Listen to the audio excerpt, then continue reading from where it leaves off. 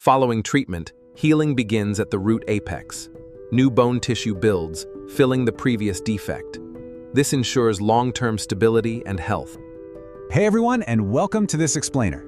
Today we're diving into a really dense, fascinating scoping review that analyzes exactly how modern technology is totally revolutionizing root and dental surgeries. If you've ever wondered how dentistry is actively pushing the boundaries to save our natural biology, well, you are definitely in the right place.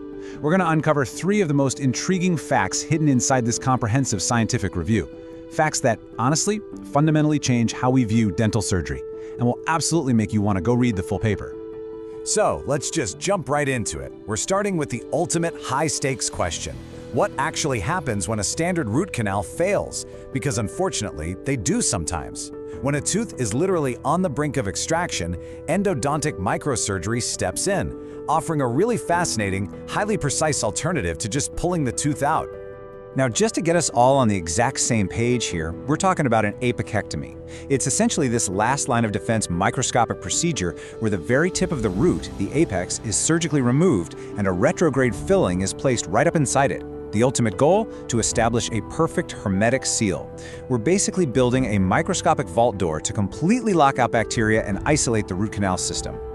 Here is our roadmap for today. We'll cover 1. When root canals fail. 2. The 2 prognostic levers. 3. Precision, the guided revolution. 4. The seal, bioceramic breakthroughs. 5. Enhancing the healing process. And finally, 6. The future of apicoectomy. All right, kicking things off with Section 1, when root canals fail and the scope of the evidence. To really understand the sheer scale of this research, get this scoping review synthesized a massive 9,121 sample observations across 254 separate records. We're talking about literature spanning from 1993 all the way to recent cutting-edge advancements. So these insights aren't just isolated flukes, they are incredibly robust, recurrent signals drawn from a highly verified data pool. Moving right along to Section 2, the 2 prognostic levers, or the absolute determinants of success.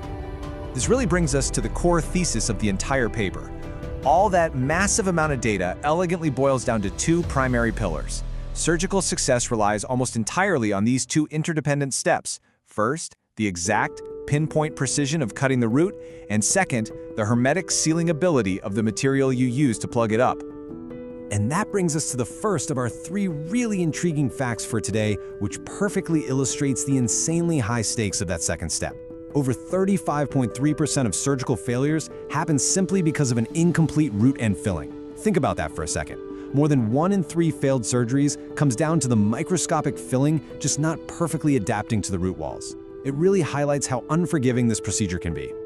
Let's shift our focus to Section 3, precision. The guided revolution and precision in cutting. When you compare old-school blind freehand surgery to modern 3D guided navigation, the difference in accuracy is, quite frankly, absolutely staggering. Guided endodontics is fundamentally changing how a surgeon even approaches the tooth in the first place. And here is our second mind-blowing fact. Dynamic navigation shrinks the margin of error, the angular deviation, from a sloppy 13.55 degrees all the way down to a laser-focused 2.35 degrees. Bringing the error margin down that much, it is literally a game-changer for long-term tooth survival and for ensuring that perfect seal we talked about earlier. With a cut completely perfected, we move to Section 4, the seal, bioceramic breakthroughs, and securing that vital vault. Surgeons basically have to play a microscopic game of chess when choosing their materials. There are serious trade-offs between the 2 leading bioceramics here, MTA and biodentine.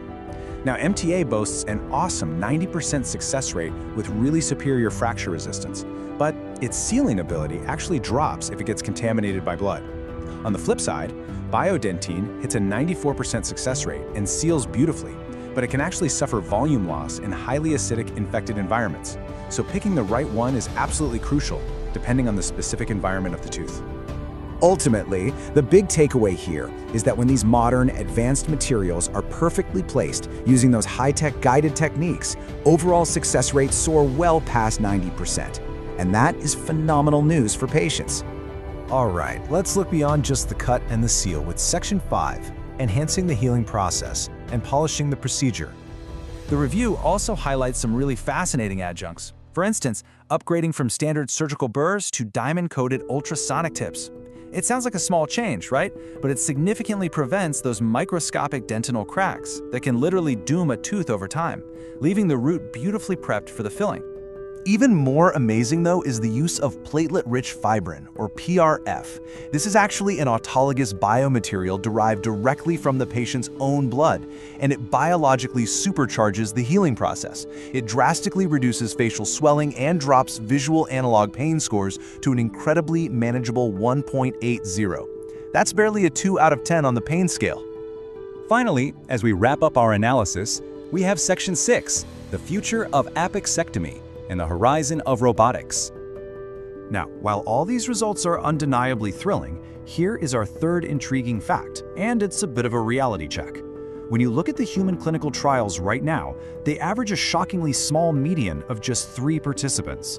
Yeah, you heard that right, 3.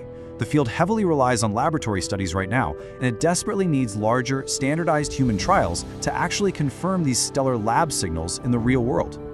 But despite those limitations, the laboratory evidence is pointing somewhere incredible. It already shows autonomous robotic-assisted microsurgery achieving even greater accuracy than standard static or dynamic navigation. We're talking about entirely eliminating human hand tremors for absolutely flawless precision.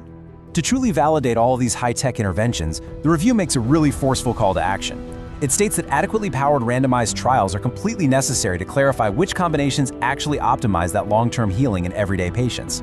So, I'm leaving you with a final thought to chew on today. As this technology rapidly evolves, will autonomous robotic dentistry actually become the global standard for saving our teeth? Thanks so much for exploring this incredibly dense data with me today. Keep questioning, keep learning, and I'll catch you in the next explainer.